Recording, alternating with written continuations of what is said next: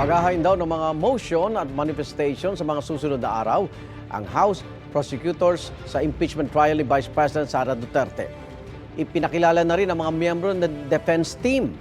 May unang balita si Tina Panganiban Perez. Noong 2000 hanggang 2001, sa impeachment trial ni Nooy Pangulong Joseph Estrada, isa sa mga tumayong abogado niya, si Attorney Sigfrid Fortun. Mahigit 2 dekada pagkatapos niyan, muling haharap sa impeachment court si Fortun bilang abogado naman ni Vice President Sara Duterte. Pangungunahan niya ang mga abogado mula sa Fortun, Narvasa and Salazar Law Firm na tatayong defense team ng bise batay sa entry of appearance sa impeachment court. Ilang high-profile case ang hinawakan ni Fortun, gaya ng Maguindanao Massacre at Curatong Baleleng case. Kasama rin sa defense team ang co-founder ng law firm na si Attorney Gregorio Narvasa II. Anak ni dating Supreme Court Chief Justice Andres Narvasa na bahagi rin ng defense counsel noon sa impeachment trial ni ERAP. Kabilang din sa defense team ni Vice President Duterte si Attorney Michael Powa, dating tagapagsalita ng OVP. Sa ngayon, di pa malinaw kung kailan magsisimula ang impeachment trial dahil sa pagpapabalik ng articles of impeachment sa Kamara. Ayon kay Senate Minority Leader Coco Pimentel na isa sa mga bumoto kontra rito, nagdudulot lang ang utos ng mga kwestyong legal. Pero kung siya raw ang tatanungin, dapat wag na magkaso sa Korte Suprema na para ba itong consultant na hihintayin pa kung ano ang opinyon nito. Ano ma-achieve nun? Ano lang, baka bumalik pa sa step 1, di ba?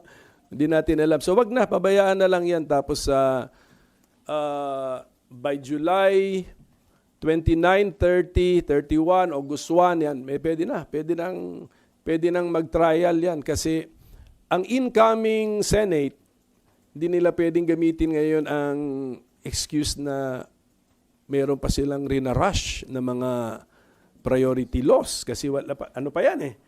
Filing pa lang yan. Ayon sa bagong talagang tagapagsalita ng House Prosecution Panel na si Attorney Antonio O. Di Bucoy, may tuturing na grave abuse of discretion ang ginawa ng Senado.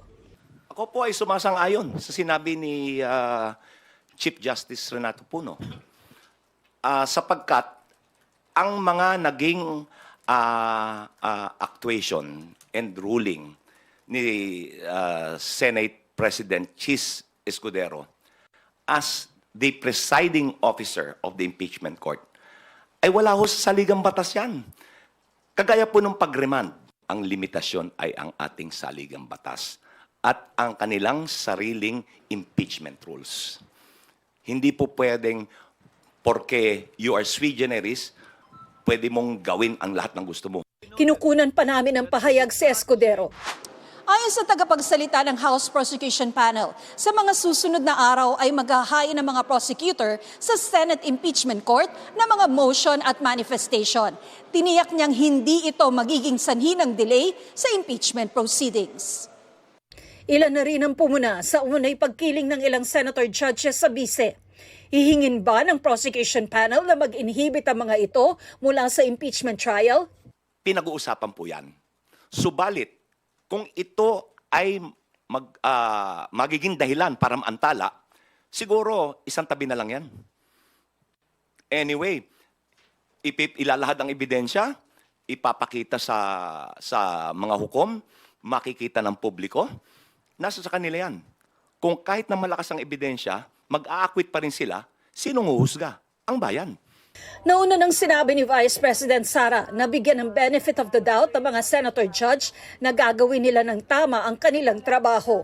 Kung may mag-inhibit man, anya, dapat kasama lahat ng pabor, pati kontra sa kanya. Special mention nga si Senadora Risa Ontiveros. Kung ganun ang ating basehan sa inhibition, ay dapat din natin ipa-inhibit ang mga senators na meron ding bias against Sara Duterte, no? Tulad na lang ni Senator Risa Ontiveros. Tugon dyan ni Senadora Ontiveros, ebidensya ang titingnan niya bilang senator judge.